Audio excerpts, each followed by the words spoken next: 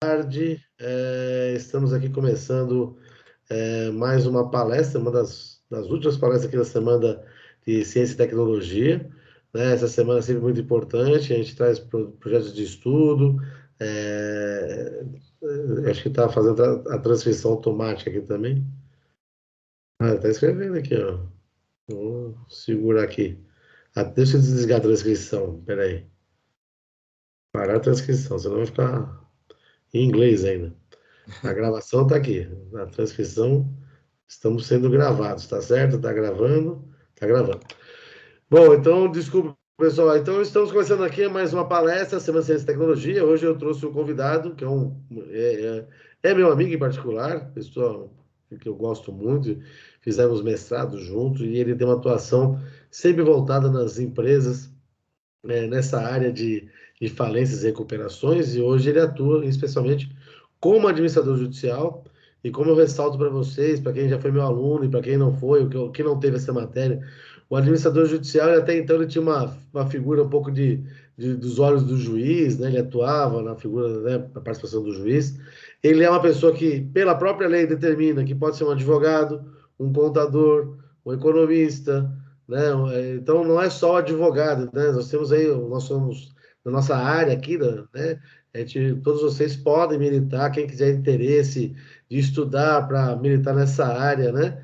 É uma área muito interessante, né? É muito bom para que, somente pessoal de ciências contábeis, né? Pessoal de administração, porque é justamente você administrar um patrimônio, né? Um passivo deixado para uma empresa, seja tanto na recuperação como na falência.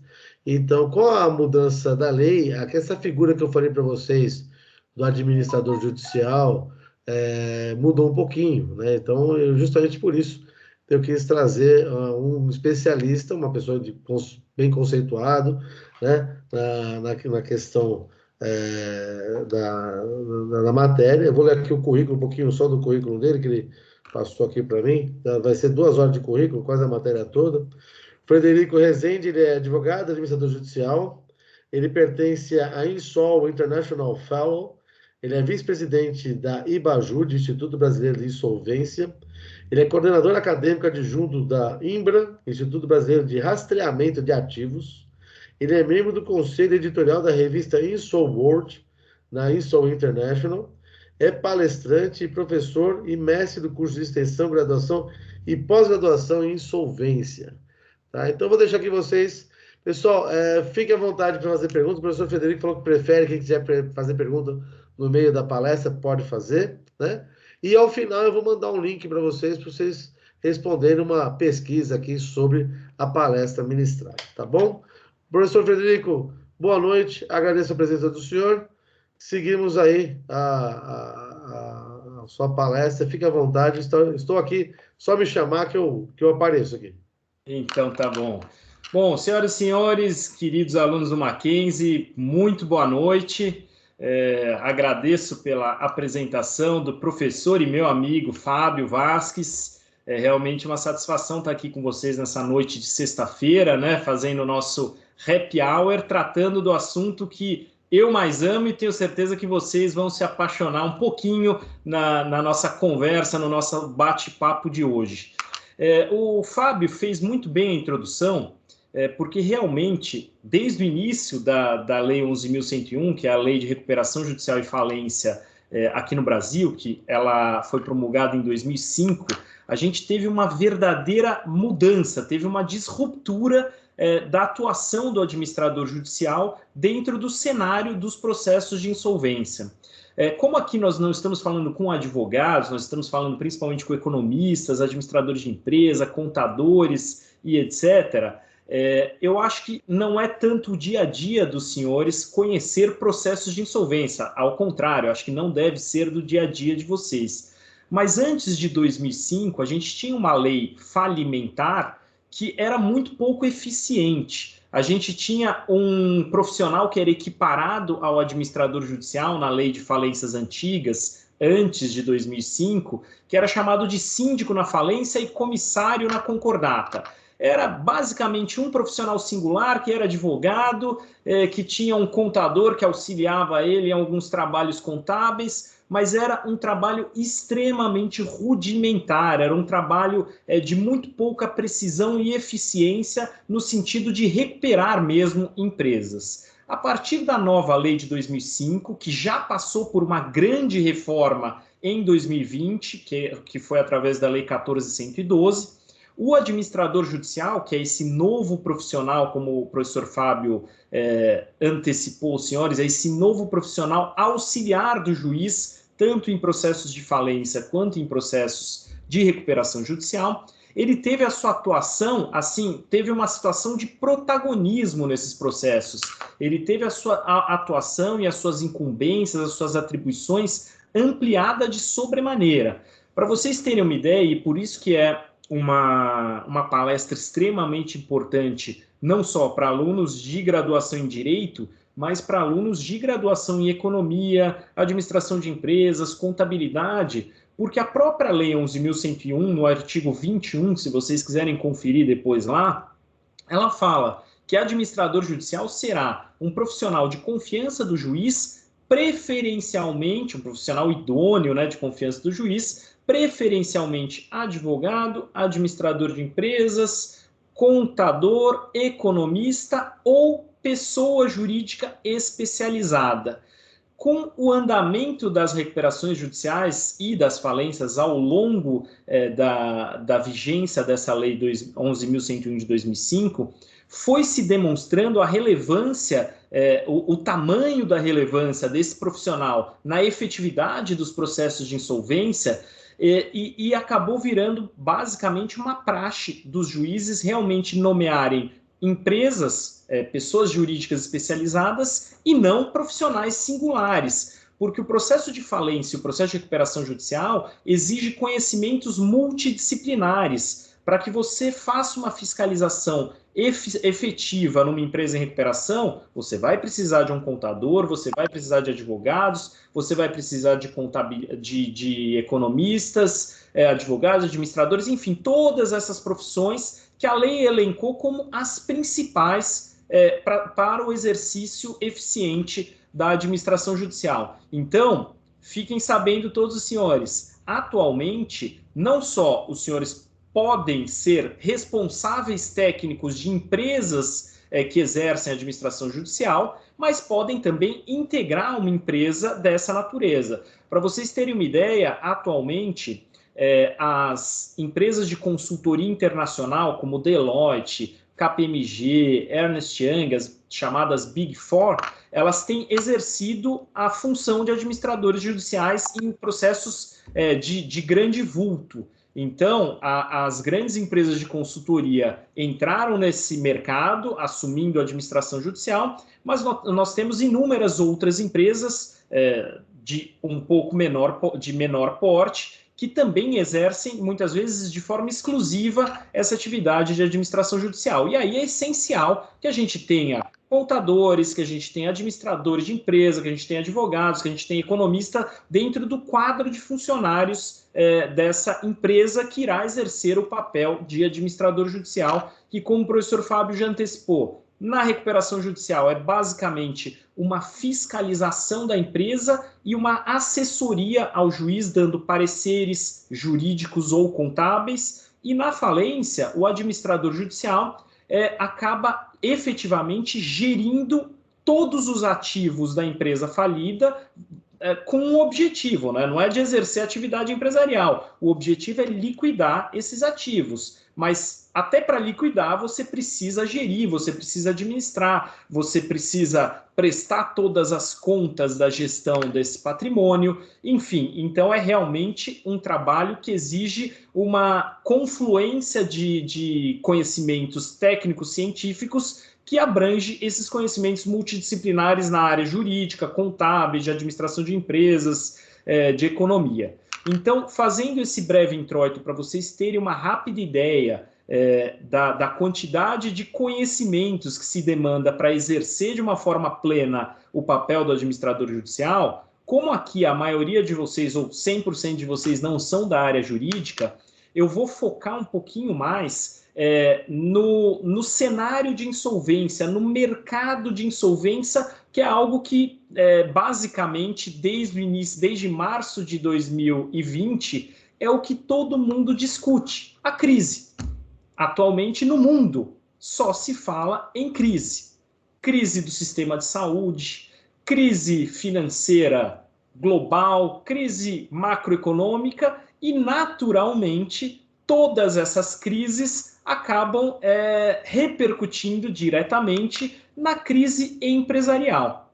Ao se falar de crise empresarial, vocês têm que pensar que quem sofre com tudo isso não são só os empresários. A empresa é um conjunto de interesses e exerce uma função social, uma função econômica. Então, ao entrar em crise uma determinada empresa, diversos benefícios sociais e econômicos que ela gera acabam sendo prejudicados. Então, empregados vão ser demitidos se a crise dela implicar numa derrocada total, acabando por decretar-se a falência. Vamos ter demissões em massa, vamos ter uma ausência de circulação de riquezas que antes ela gerava, vamos ter ausência de arrecadação tributária de tributos que ela recolhia, vamos ter a ausência de produtos ou serviços que ela colocava no mercado. Então, a falência de uma empresa ou a redução das suas atividades, ela tem uma série de repercussões, uma série de consequências extremamente gravosas, não só para o empresário, mas para toda a sociedade. Por isso, meus caros, que toda economia, toda jurisdição capitalista e toda jurisdição com uma economia avançada, vocês vão verificar que são países que têm legislações de insolvência muito modernas, legislações de insolvência muito eficientes, porque quanto mais eficiente for a legislação de insolvência para assessorar uma empresa que está em situação de crise, melhor vai ser a recuperação dessa empresa, mais rápido ela vai se recuperar e mais rápido ela voltará a gerar os benefícios sociais e econômicos que só uma empresa em atividade pode gerar. Então, quando a gente fala de eficiência e de legislação de insolvência moderna, a gente tem que olhar para países que já tenham legislações como estas. Então, eu vou utilizar aqui com vocês, para que vocês entendam um pouco melhor isso, um relatório que é mundial, não sei se alguém já ouviu falar aqui, é o relatório feito pelo Banco Mundial, chamado de Doing Business Report. Na verdade, esse relatório é a abreviatura do Easy of Doing Business Report, que significa facilidade em se fazer negócios. É um relatório que elenca, que ranqueia 190 economias, ou seja, economias de 190 países, e ele ranqueia em diversas classificações. Ele cria ratings de 10 classificações diferentes, para, ao final, dar um resultado dizendo, olha, o país que nós temos maior facilidade para fazer negócio é este aqui, e vai até o número 190. O ranking do Doing Business leva em conta diversos fatores como facilidade para se começar uma empresa, para você abrir e fechar uma empresa, facilidade para se obter eletricidade, licença de construção, registro de propriedade, tributação dessas empresas, negociação no âmbito internacional. E um dos 10 tópicos que geram esse ranking global da melhor facilidade para se fazer negócio é justamente a resolução da insolvência. Então, esse relatório do Banco Mundial, o relatório Doing Business do Banco Mundial, leva em conta a eficiência do procedimento de falência e de recuperação judicial. Eles usam o termo genérico, né, do processo de insolvência. O quanto mais eficiente é esse processo de resolução da insolvência, mais bem ranqueado o país estará. E vocês vão verificar que as grandes nações capitalistas, com economias desenvolvidas, são as mais bem classificadas, principalmente no ranqueamento de resolução da insolvência. Algo que é interessante para vocês que não são da área jurídica entenderem é que o processo de insolvência, aqui no Brasil, a gente ainda tem um pequeno ranço, a gente ainda tem uma pequena pecha que vem desde lá do decreto 7661, que é a antiga legislação falimentar brasileira, de que falido é um bandido, de que aquele que tem a falência decretada desviou bens com certeza, de que o processo de recuperação judicial já é quase uma falência e que não tem nenhum tipo de efetividade no soerguimento da empresa, no levantamento da empresa, e isso é terrível. Legislações de insolvência moderna, elas tratam o processo de insolvência como uma ferramenta financeira, como qualquer outra ferramenta financeira que vocês, economistas, administradores de empresa, adotam na gestão de uma empresa. Então, nós temos inúmeros exemplos, principalmente no cenário dos Estados Unidos da América, que é o espelho o espelho de uma legislação eficiente de insolvência no mundo. Nós temos diversos empresários de sucesso que passaram por uma, duas, três ou até meia dúzia de processos de insolvência.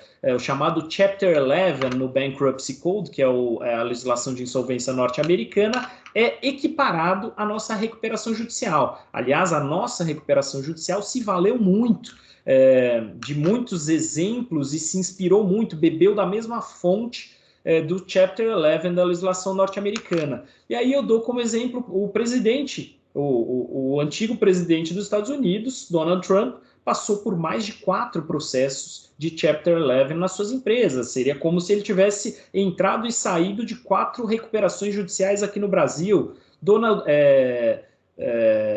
Henry Ford passou por isso, a GM dos Estados Unidos passou por recuperação judicial. Enfim, eles têm essa visão de que recuperações judiciais são... A recuperação judicial, para eles, é uma verdadeira ferramenta financeira. E já já a gente vai entender a lógica econômica dos processos de insolvência de legislações modernas, de legislações que têm um processo bem formatado para efetivamente recuperar as empresas. Voltando então para esse relatório do Doing Business que eu mencionava para vocês, se vocês quiserem consultar na internet, entrem no doingbusiness.org ou coloquem no Google relatório Doing Business ou Doing Business Report.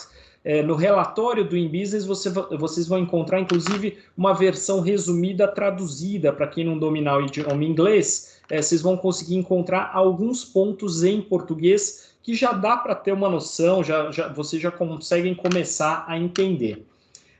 Eu vou projetar a tela aqui para explicar isso, para conseguir explicar para vocês um pouco melhor essa... Agora sumiu da minha tela aqui. Mas para ele está aparecendo, está aparecendo. Está aparecendo? Agora entrou para vocês? Então tá bom. Então essa é a tela. Cada uma das 190 economias globais que são analisadas pelo Doing Business Report tem um quadrinho deste aqui. Então aqui nós estamos no quadro do Brasil, bandeirinha dele, Brasil com Z porque está tudo em inglês.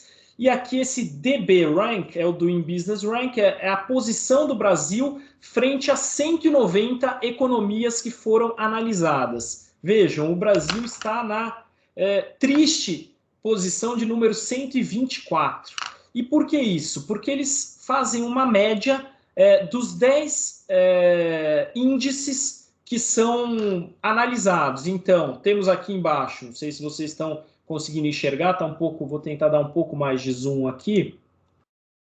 Temos aqui, como eu havia antecipado para vocês, facilidade para se começar um negócio, facilidade de se conseguir permissão de construção, geração de eletricidade, e aí vai. E aqui vai tendo a posição do Brasil frente a 190 outras economias. Então a gente tem 138 aqui, na terrível posição de, deixa eu ver qual que é a pior posição que o Brasil está relativa à taxação aqui, 170 para licenças de construção, vejam que é terrível mesmo, né? 184 na posição de pagamento de taxas, Então, a tributação no Brasil, todos vocês, contadores, economistas, administradores, sabem melhor do que eu o emaranhado de normas tributárias e o quão difícil para uma empresa fazer frente a todas as obrigações tributárias principais acessórias no Brasil.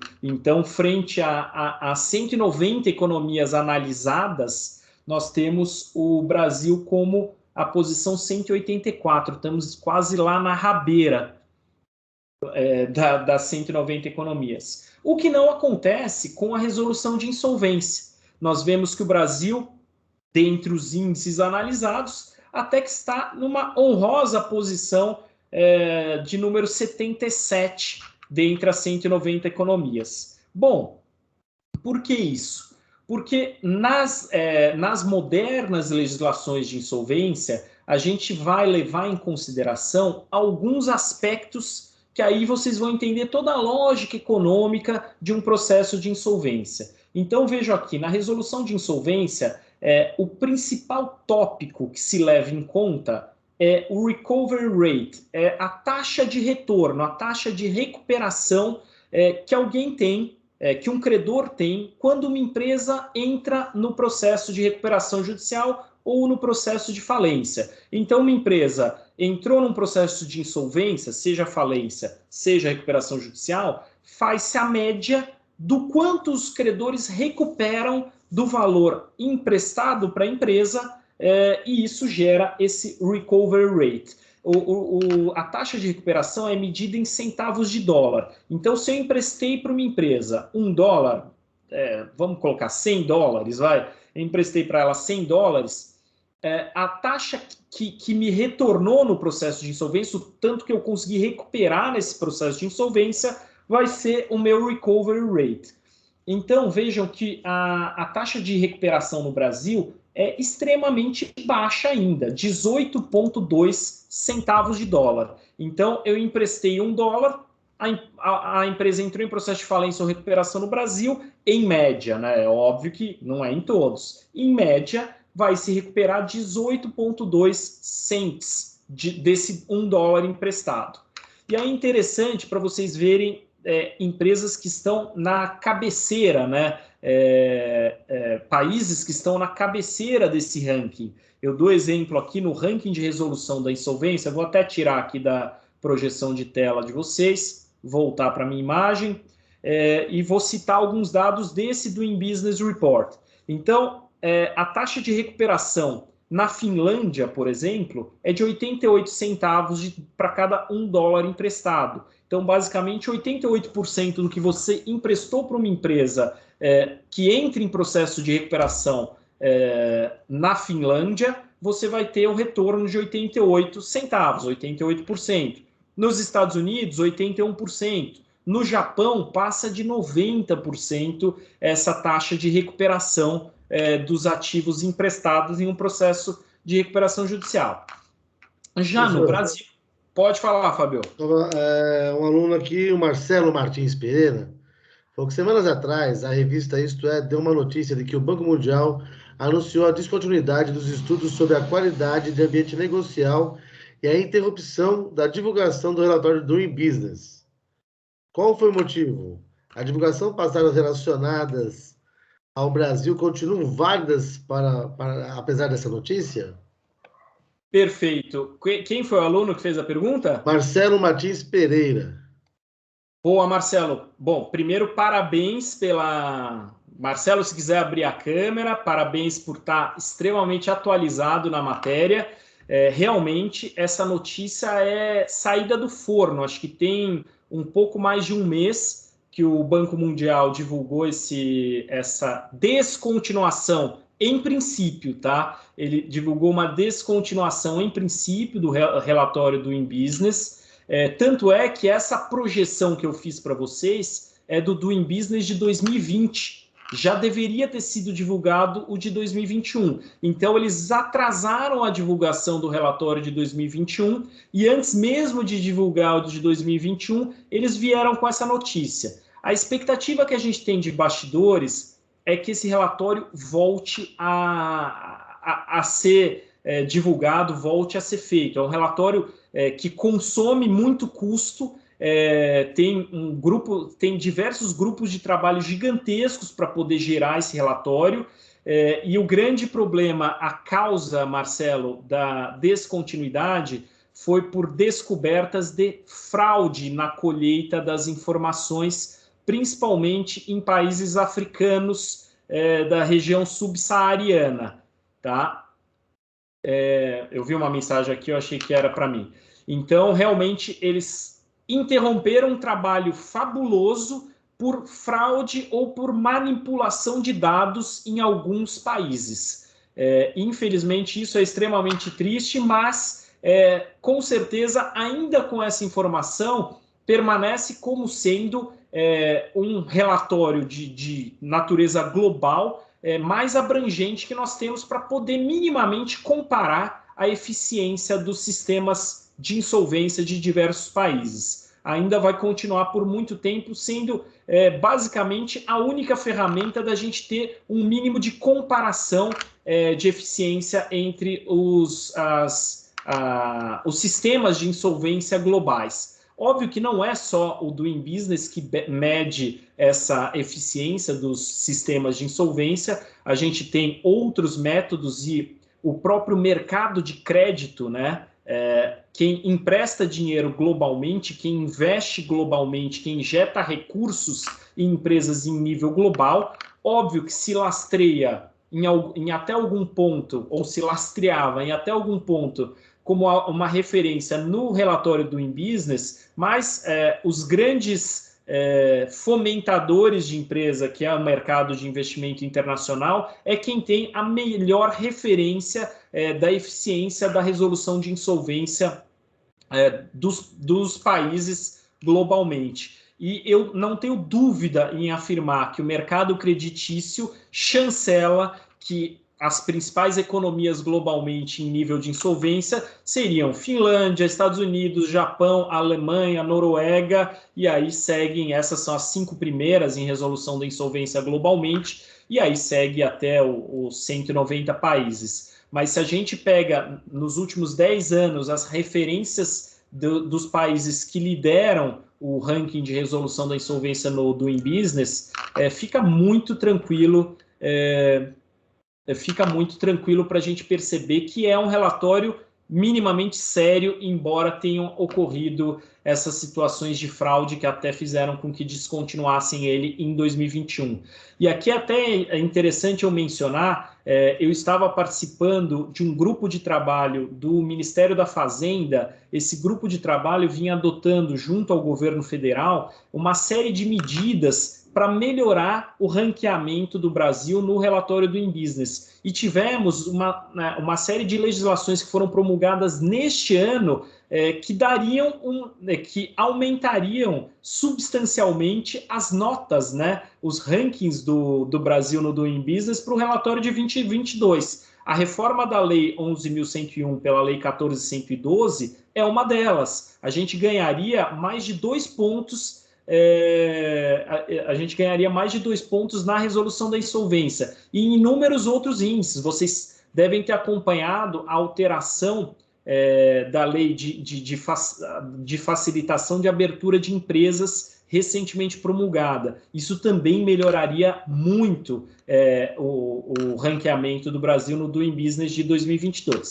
Mas, enfim, isso fica aqui mais para vocês entenderem que o sistema de insolvência de um país, a legislação de insolvência de um país, reflete diretamente na sua capacidade de reestruturação das empresas, para que elas se reestruturem rapidamente num cenário de crise e para que, obviamente, tenha uma economia mais pujante.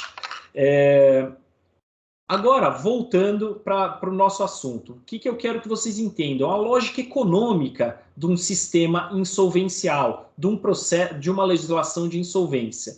Vejam só, como eu disse para vocês, as empresas têm uma função social, têm uma função econômica nos países. Então, são as empresas que geram riquezas, geram empregos, geram recolhimento de tributos, produzem serviços, produzem bens que a gente precisa no nosso dia a dia. Então, a gente normalmente observa 3 cenários quando uma crise assola a empresa. E principalmente agora isso está na capa de todos os jornais, porque a crise global da pandemia tem atingido diretamente as nossas empresas. E o Brasil já vinha de sucessivas crises, né? Então é a verdadeira tempestade perfeita que os economistas falam. Então, agora, quanto mais eficiente for a nossa legislação de insolvência, maiores são as chances daquelas empresas que recorrerem aos procedimentos, às ferramentas de insolvência, que são basicamente a falência e a recuperação judicial de empresas, terão chance de efetivamente se soerguer, de efetivamente se recuperar. Então, eu resumiria uma situação de crise em 3 cenários. A gente pode ter, quando uma empresa enfrenta a crise, e aliás, é natural que empresas enfrentem crise, né? Eu não conheço nenhuma empresa que começou, permaneceu e permanece sem nunca ter enfrentado uma crise financeira, uma crise econômica, uma crise patrimonial. Então, a primeira situação de uma empresa enfrentando a crise é aquela situação em que a gestão da empresa, pelas ferramentas de livre mercado, pelas estruturas de livre mercado, ela consegue superar aquela situação de crise de forma livre, por meio da sua administração, por meio das estruturas de livre mercado. Então, a empresa está com uma crise de liquidez, ela toma um empréstimo bancário, ela antecipa recebíveis, ela desconta títulos, então ela soluciona aquela crise de liquidez. Ela desinveste, ela vende algum ativo não essencial, então ela repõe o seu caixa. Ela está defasada tecnologicamente, ela faz um investimento em maquinário, faz um investimento em tecnologia, obviamente ela tinha que ter caixa para isso, ela toma um empréstimo privado ou público, ela emite ações no mercado, tomando capital diretamente do público em geral, e aí ela consegue fazer esse investimento em tecnologia e, perfeitamente, ela consegue se reestruturar valendo-se das estruturas de livre mercado. Mas, em situações como a que vivenciamos hoje, está cada vez mais difícil, com estruturas de livre mercado, a empresa se reestruturar pelas suas próprias forças, né? Então, as empresas estão utilizando até o último limite de crédito que tem, e pior ainda, os créditos concedidos, principalmente por instituições financeiras ou fundos de investimento, estão com uma taxa cada vez mais alta. Então, o custo financeiro do crédito está cada vez mais alto. Então, a tomada de recursos, por vezes, piora ainda mais a situação de crise da empresa. E aí aquela empresa que já não vinha conseguindo pagar os seus credores, estava numa crise patrimonial, estava numa crise econômica, não gerando receita suficiente para pagar os seus credores, ela entra numa crise financeira, de caixa, ela não tem mais dinheiro suficiente para se manter, pagar as suas contas do correntes do mês, pagar a sua folha de pagamento, comprar matéria-prima, porque ela segue sucessivamente sofrendo bloqueios em suas contas, ela segue sucessivamente sofrendo bloqueios de ativos essenciais, veículos, maquinários, e isso, obviamente, que inviabilizaria uma empresa que ainda está produzindo bens, produzindo serviços e teria condições de se manter com algum auxílio da legislação de insolvência, conseguiria se manter no mercado.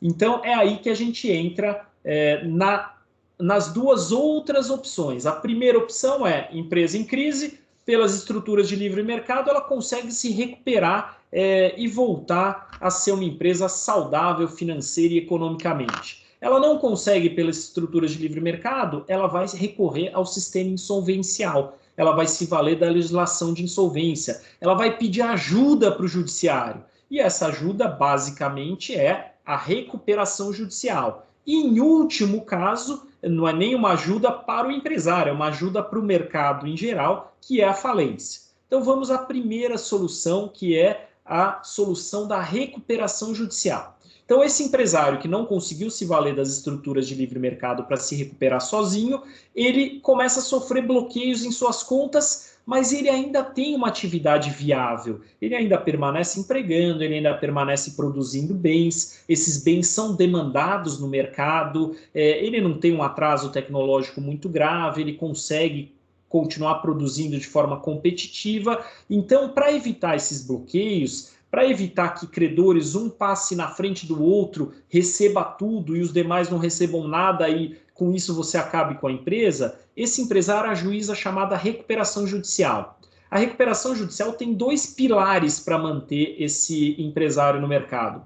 Pilar 1 é o chamado stay period, é um período de suspensão das ações e execuções. Então, distribuiu a recuperação judicial, foi deferido, o juiz faz o seguinte, ele defere a recuperação e fala, estão suspensas todas as execuções pelo prazo de 180 dias. Então, os credores não podem mais bloquear as contas da empresa, não podem mais bloquear ativos da empresa. Então, esse empresário tem um período de 180 dias de respiro para continuar a sua atividade sem ter que pagar aquelas dívidas do passado que estavam bloqueando as suas contas e impedindo que ele desenvolvesse uma atividade normal. Como é que ele vai fazer para pagar essas dívidas? Ele vai propor um plano de pagamento. Esse plano de pagamento é votado numa assembleia e este plano, ao ser aprovado, aí é o segundo pilar, né? A gente tem o primeiro pilar, a suspensão.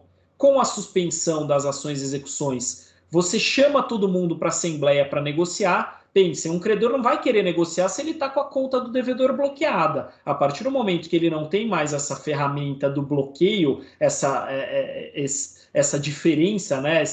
Esse trunfo na mão de ter bloqueado uma conta, está tudo suspenso, todo mundo tem que negociar em pé de igualdade. A partir do momento que todo mundo negocia em pé de igualdade e é aprovado o plano, vem o segundo pilar, porque o plano é aprovado pela maioria democrática. Tem os quórums lá na legislação, mas pensem numa maioria democrática por valor, mais de 50% por valor e mais de 50% por cabeça de credor. Aprovou nessas dois sistemas, você aprova o plano e submete toda a minoria vencida aos termos daquele plano aprovado. Então, são os dois pilares. A gente suspende as execuções, coloca todo mundo em pé de igualdade para negociar. Todo mundo negocia, vota um plano em assembleia e a maioria submete a minoria naquele plano. Então, basicamente, é assim que funciona uma recuperação judicial. Então, vejam que o empresário que não conseguiu se recuperar pelas suas próprias forças, ele consegue propor um plano de pagamento, negociam todos os credores em pé de igualdade, aprova-se esse plano e ele vai cumprir tendo um respiro para voltar a se reestruturar financeiramente. E a terceira opção é para o empresário, mas o pressuposto, obviamente, da recuperação judicial é que aquela empresa tenha viabilidade. E o terceiro tópico, a terceira ferramenta do sistema insolvencial é a falência. Muita gente vê a falência como fim. É o fim da empresa.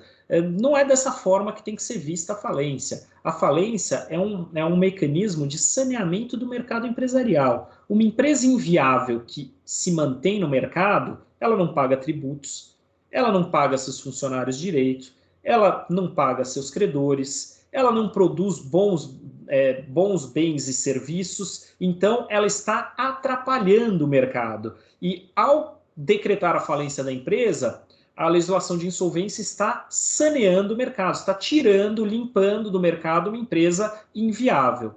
E mais importante, ao decretar a falência, a gente hoje, com a reforma da lei, tem uma venda muito rápida desses ativos. Hoje, o administrador judicial tem 180 dias para vender os ativos. Então, tem uma realocação eficiente de ativos no mercado. Então, você realoca rapidamente aqueles ativos que estavam nas mãos de uma empresa inviável e coloca nas mãos de uma nova empresa que terá viabilidade. Pense em um imóvel, tenho certeza que todos vocês já viram imóveis fechados de empresas que estão falidas, de empresas que já não estão com a sua atividade regular, começa a ser invadido, começa a ser ponto de criminalidade, de drogas. Então, se você vende rápido aquele imóvel, outra empresa vai ocupar o lugar, vai gerar empregos, vai gerar riquezas, e aí tudo se soluciona melhor, positivo para a economia.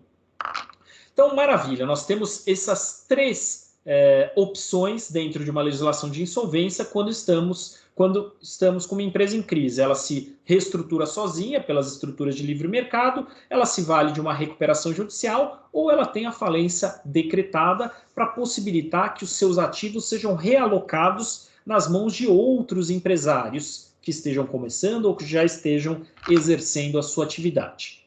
Tranquilo, pessoal? Alguma dúvida até aqui? Alguém quer fazer alguma manifestação para a gente já entrar na atividade do administrador judicial e nas modernidades que essa atividade teve com a reforma da Lei 14.112?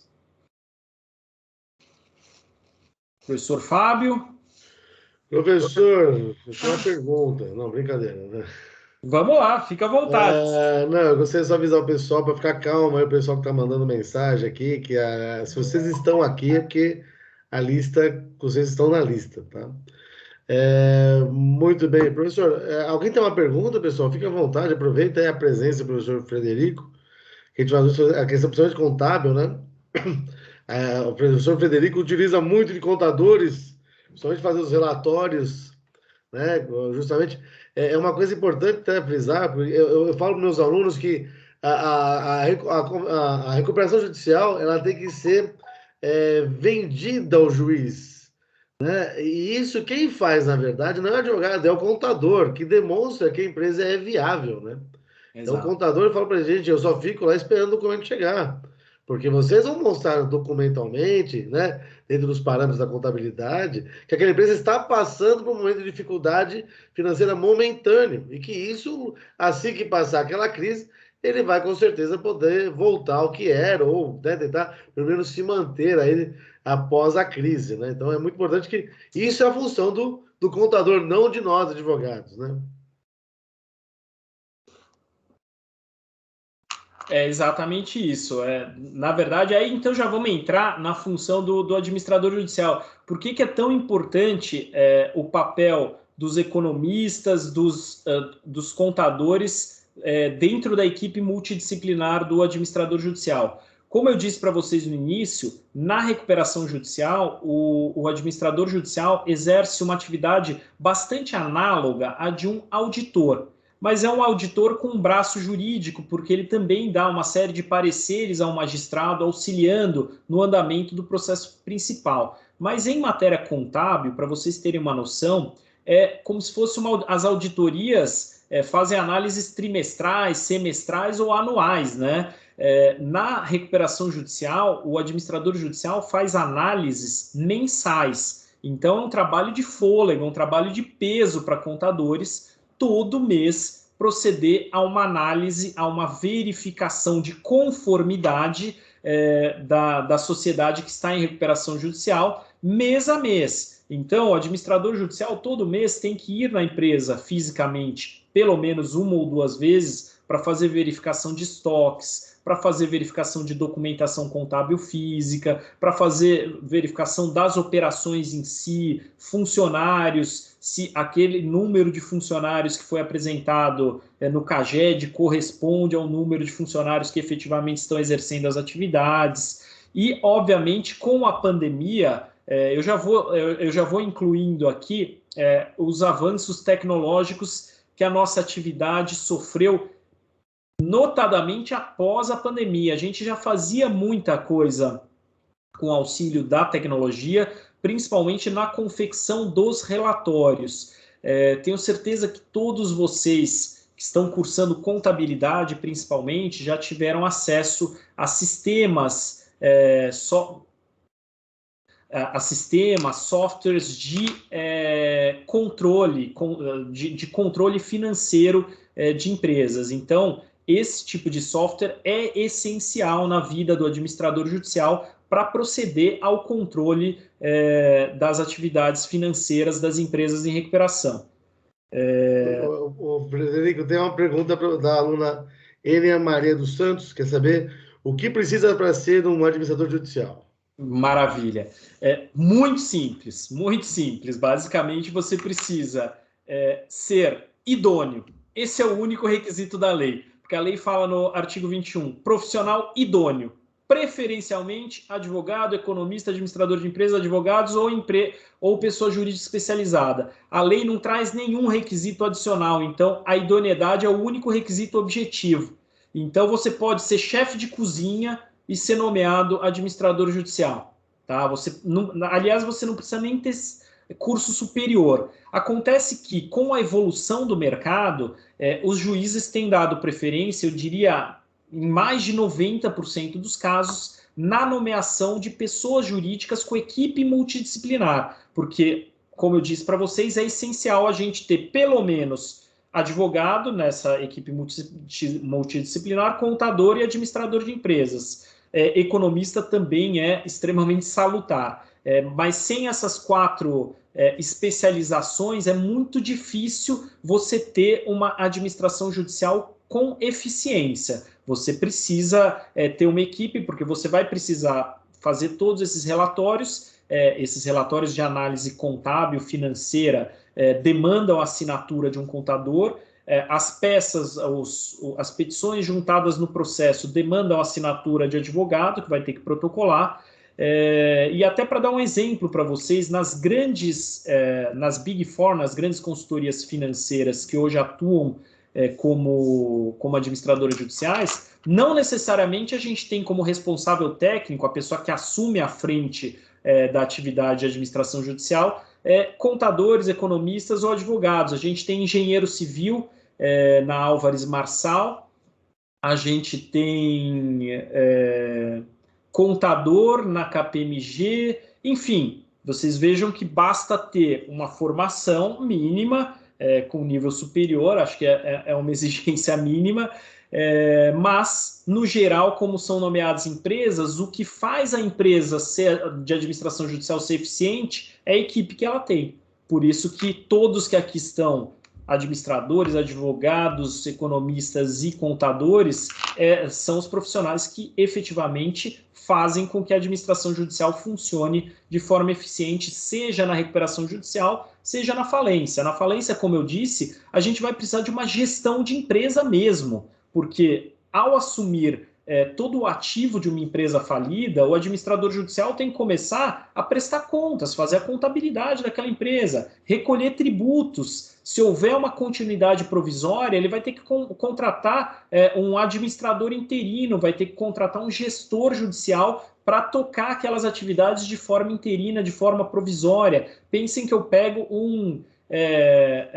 uma indústria de laticínios funcionando e que teve a falência dela decretada. Vocês acham que é razoável lacrar a empresa e deixar todos os ativos lá dentro apodrecendo? Não, eu vou dar continuidade provisória, terminar a produção, acabar com o estoque, vender todos os produtos acabados, colocar tudo isso no caixa da falida e a partir de então é que eu vou prestar contas de tudo isso e começar a alienar os bens. Mas então tudo isso envolve um conglomerado, um complexo de profissionais assumindo todas essas funções. Vou voltar aqui, o nosso tempo já está acabando, né? Vou voltar aqui para algumas providências tecnológicas que agora são essenciais para o administrador judicial, que até a gente já vinha adotando esse tipo de providência, mas agora a Lei 14.112, que reformou a legislação de insolvência, entrou em vigor agora em 2021, ela exigiu isso de todos os administradores. Então, vocês devem saber que hoje os processos são digitais, mas processos de falência, de recuperação, eles já começam com 1000 folhas para frente. Então, o credor, o interessado, o investidor, quando quer ter acesso a algum documento da recuperação judicial, eles têm muita dificuldade. E hoje os administradores judiciais são obrigados a manter um site com acesso irrestrito, colocando de forma didática e organizada as principais peças, decisões, editais. Então, no site do administrador judicial é sempre muito mais fácil você se localizar e ter acesso às principais peças. As Assembleias Gerais de Credores, que eu mencionei para vocês, que é o momento, é o grande palco de negociação nas recuperações judiciais para aprovar o plano. Até a pandemia do Covid-19, essas Assembleias Gerais de Credores eram sempre presenciais. A gente se reunia eu já cheguei a fazer reunião em ginásio esportivo, de tanto credor. Então a gente se reunia ou numa sala de conferência ou num ginásio esportivo, reunindo todos os credores, apresentava-se o plano, colhia-se a votação dos credores, lavrava-se uma ata e verificava se o plano foi aprovado ou não. Hoje, com a pandemia, a gente começou a proceder a essas assembleias em cenário virtual, como nós estamos aqui em uma aula, que antigamente, uma palestra que antigamente seria presencial, nós estamos aqui em ambiente virtual, e as Assembleias Gerais de Credores, hoje, a maioria delas estão em ambiente virtual. A única diferença para a nossa aula é que é absolutamente obrigatório nas Assembleias Gerais virtuais que vocês permaneçam com a câmera aberta. A gente tem que ter certeza de que quem está participando da Assembleia é a mesma pessoa que se credenciou apresentando o seu documento como credor ou como mandatário do credor. Então, eu acho que de forma muito rápida, em razão do tempo, eu daria esses 3 exemplos de implementos tecnológicos ou avanços tecnológicos que nós tivemos com a promulgação da Lei 14.112. Então, é o site do administrador judicial, que traz todo um ferramental de documentos que auxilia os credores e partes interessadas a conhecer tudo da recuperação judicial, as próprias divergências, habilitações de crédito podem ser feitas no site do administrador. 2, as Assembleias Gerais de Credores em formato virtual e a própria fiscalização do administrador judicial nas empresas, na sede, nas filiais da empresa em recuperação, a gente passou a fazer por teleconferência. Então, o administrador judicial, alguém da equipe da administração judicial, liga por teleconferência para algum funcionário da empresa, ele vai filmando, vai sendo fotografada, o administrador judicial vai no estoque, vai na área financeira, vai na área operacional e vai printando a tela e vai acompanhando em tempo real como está o funcionamento daquela empresa. Bom, pessoal, estou seguindo aqui pontualmente, como o professor Fábio pediu, de uns 10 minutinhos antes, Marcelo Martins Pereira me pediu para recomendar bibliografias para quem quiser estudar falência e recuperação judicial. Tenho aqui de cabeça algumas obras extremamente atualizadas e que são referência no mercado. Eu vou citar 2 que são referência no mercado sobre a Lei 11.101 com a reforma da 14.112. A Lei de Recuperação Judicial e Falências, comentada pelo professor Marcelo Barbosa Sacramone, e pelo professor, e a outra, né, lei comentada, procurem pelo nome dos autores e coloquem Lei de Recuperação e Falência, e a outra comentada pelo professor Daniel Carnio Costa. Então, são as 2 mais vendidas atualmente e que estão atualizadas já em 2ª edição com a reforma da lei, para vocês terem a noção, a do professor Daniel Carnio Costa, já está em 2ª edição só esse ano. Professor Fábio? Eu ia pesquisar na nossa biblioteca virtual se esses livros já estão na nossa biblioteca, devem estar já lá, a gente está na biblioteca bem atualizada. Uma dica que eu daria para todos vocês, quando forem pesquisar alguma obra sobre a Lei 11.101, tenham certeza que ela está atualizada pela Lei 14.112 de 2020. Essa Lei 14.112 foi promulgada pelo presidente no dia 24 de dezembro de 2020. Então, às vésperas do Natal, a gente estava ali quase ceando e saiu a notícia de que havia sido promulgado e entrou em vigor no dia 23 de janeiro desse ano. Eu lembro até que a gente começou a trocar mensagem, mudou, né? Foi uma coisa de susto mesmo, né? Susto, porque ninguém estava esperando que fosse promulgada ainda em 2020. A Ingrid falou que lá no nosso site, Marcelo, o livro do Sacramone está disponível, tá? Perfeito. Vai ter lista de presença, Guilherme, calma. O pessoal vai dar presença, né? O pessoal está super ansioso, né? Turma, mais alguma pergunta que vocês queiram fazer, professor Frederico, aproveitar aqui mais essa disponibilidade? Eu acho que, já que ninguém tem pergunta, eu vou aguçar um pouco mais a curiosidade da turma em relação à atividade de administrador judicial, para vocês verem que para ser administrador judicial não basta ser uma andorinha só, não faz verão. Hoje a gente realmente demanda de uma estrutura multidisciplinar para exercer com eficiência essa atividade. Vocês devem ter notado que no meu currículo eu tenho alguns cursos de formação internacional e estou como coordenador adjunto acadêmico do Instituto Brasileiro de Rastreamento de Ativos. Vocês não devem ter entendido muito, pô, esse cara é administrador judicial em São Paulo, por que ele tem tanta formação internacional? O que significa isso de rastreamento de ativos?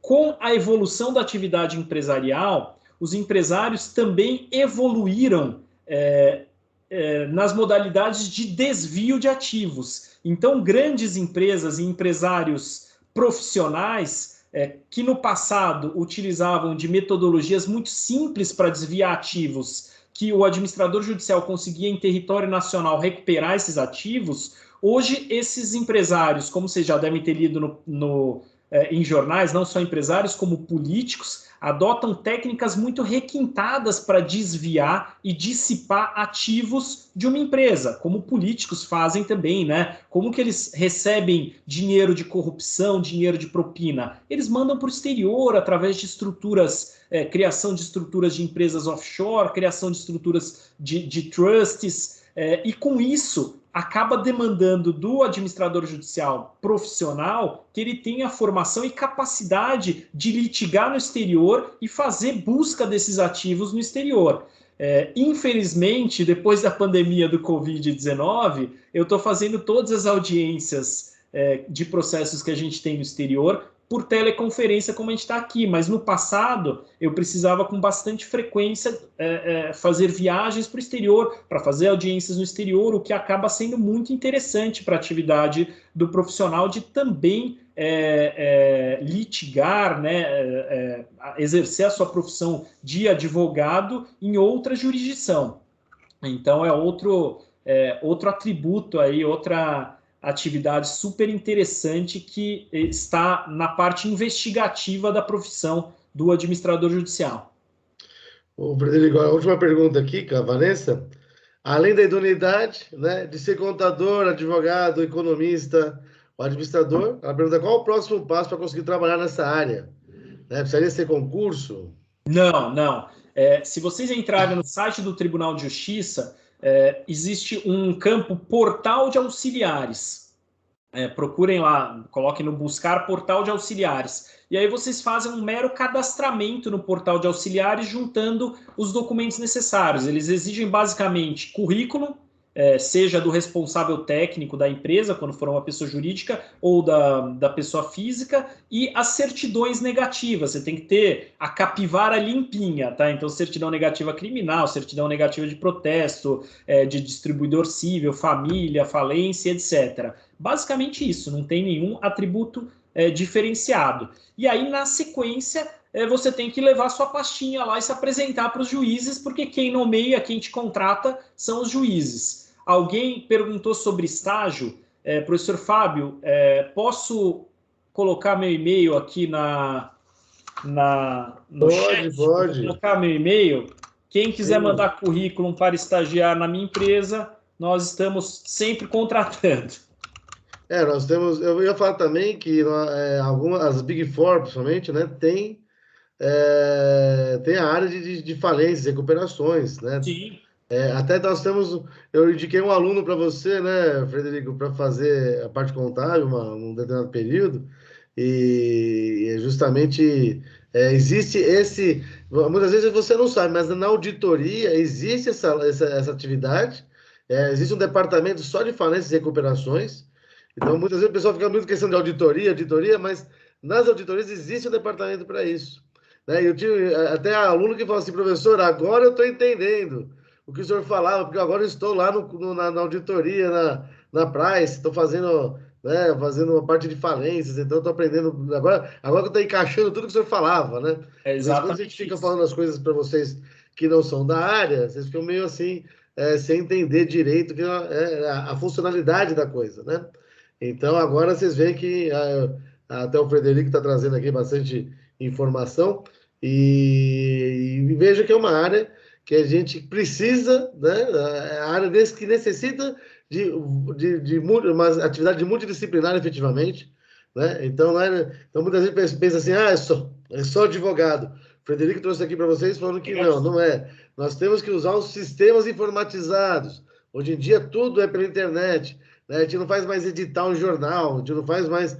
Então, tudo sistemática, né? Tudo que a gente está fazendo hoje tem que ser divulgado, tem que ser público, né? Há publicidade desses atos, né? E o responsável por isso é o administrador, que também se ele fizer besteira, ele é penalizado e forte, não é uma coisa, né? Não é uma desculpa aí, né? Foi mal. Não, Não, ele é responde com penalizado. patrimônio pessoa física, né, Fábio? Então, isso é importante para quem está querendo entrar. Por isso que tem o responsável técnico da pessoa jurídica. Então, na minha empresa, eu sou responsável técnico. Se a empresa comete um erro, quem responde com patrimônio pessoa física sou eu. Exatamente. Mas é isso. Pessoal, mais uma pergunta? Acho que não.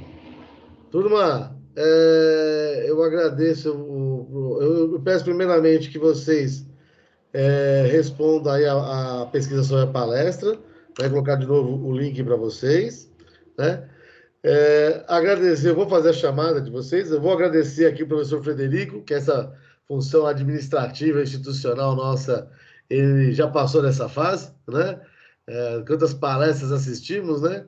E para chegar aqui, muita coisa. Muitas vezes ficamos sentados nas cadeiras dos auditórios, né, Frederico?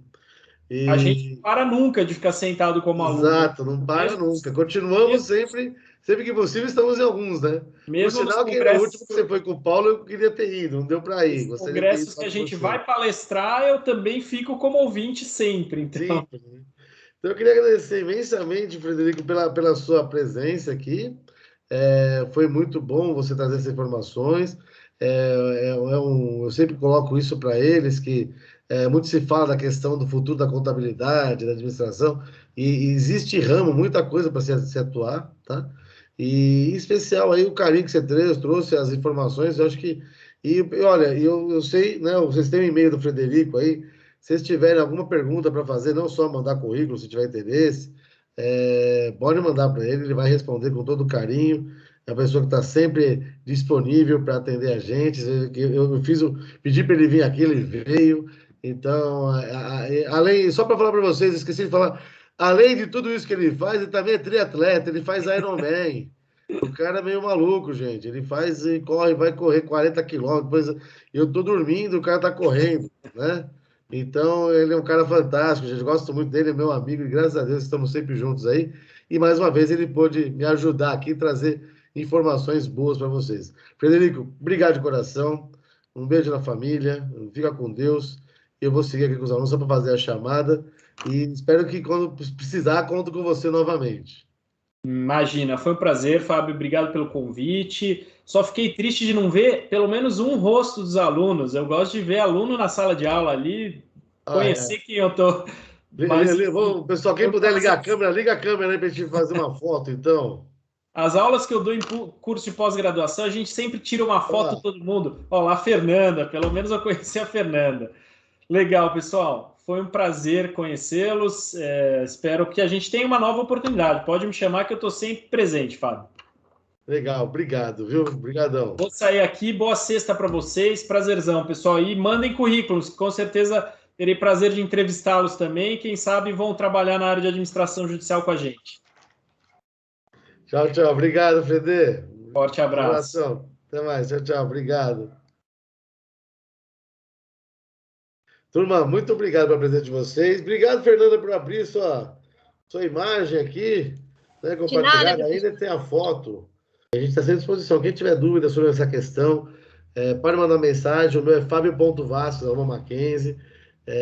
Fico à disposição de vocês, quando vocês quiserem.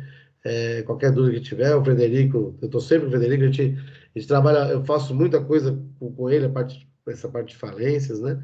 Então fique à vontade que tiver qualquer valor. Assim, até tem aluno nosso que ele me ligou e falou: Fábio, preciso de uma pessoa de contábeis. Se você conhece um aluno, né? Eu tinha um aluno, justamente que trabalhava na Price, que eu falei: meu, como é que você está?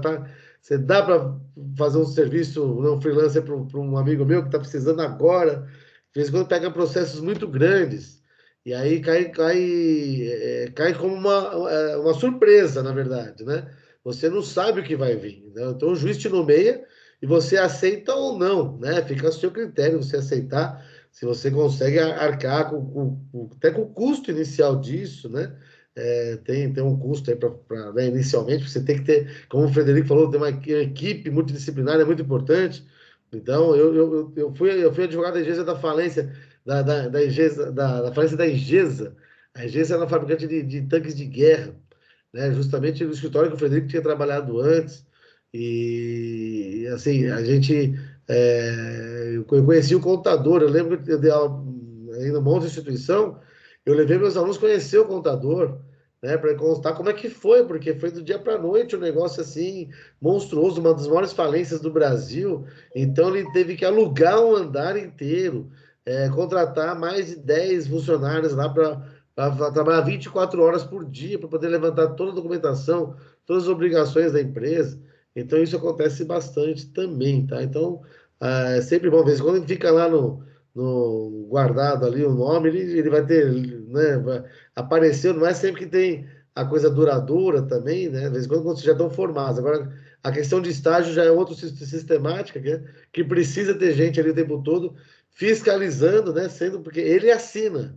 Então, os estagiários que ficam levantando todos os dados, fazendo levantamento, planilha e etc., são a carga aí, principalmente dos estagiários e dos outros profissionais que atuam junto na empresa, tá? Turminha, a quem é meus ex-alunos, meus alunos que estão aqui também, aos meus colegas, agradeço, fico feliz de vê-los aqui, uma satisfação poder ver o nome de vocês. Quem eu lembrei do nome, alguns eu lembro mais fácil, outros menos, né, mais difícil de lembrar, mas saiba que todos vocês estão sempre no meu coração, né, nesse período de pandemia, sempre rezei por vocês que já conhecem e por vocês que eu não conhecia, sempre fiz minhas orações para que vocês estivessem hoje aqui e pudessem também começar a voltar à faculdade, e se Deus permitisse também que os seus entes queridos estivessem com saúde, todos juntos, e poder, né, quem sabe, uma hora tomar um café junto com vocês. E vocês falam que é só chamar, se tiver uma coxinha, eu vou lá comer junto. Vocês sabem que eu não desperdiço uma coxinha, né? Por isso que o professor está com essa cara redonda dessa maneira. Turma, obrigado, fica com Deus, que o Senhor abençoe cada um de vocês e a toda a família de vocês, tá bom? Tudo de bom, gente. Tchau, tchau. Até as próximas. Espero vocês. Tchau.